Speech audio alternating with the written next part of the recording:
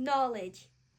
When people talk about knowledge, they don't always mean the same thing. They might be talking about knowing how to do something, or being acquainted with someone or something, or knowing that something is true. Philosophers are mainly interested in this last type of knowledge, knowledge of facts. Questions they ask include, how do we come to know things? What is knowledge anyway? Can we actually really know anything? The chances are you will want to answer, yes, of course we can. But there are some pretty powerful arguments that might persuade you otherwise. These are known as skeptical arguments. Their aim is to force you to doubt even what seems obvious and most certain. Here is an example. Imagine there is a brain in a jar.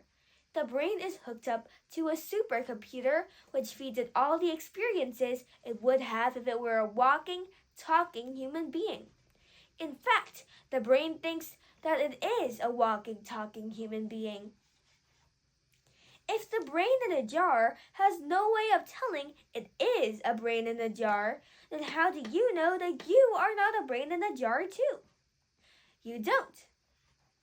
The point is not actually to make you believe that you are a brain in a jar, but rather to convince you that you can't be sure that you are not. What's the point of skeptical arguments? Well, if you can't know that you are not a brain in a jar, how can you be sure that reality is anything like what you think it is? And if you can't be sure of this, how can you really know anything? The answer seems to be that you cannot. Common sense sometimes tells us that this argument just has to be wrong. But common sense sometimes gets it wrong, doesn't it?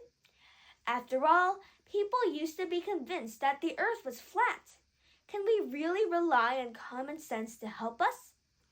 Here are some suggestions philosophers make against the skeptical argument. The first suggestion is the theory that our experiences come from ordinary physical objects and not a supercomputer. It's a simpler explanation. It makes sense to accept the simplest explanation.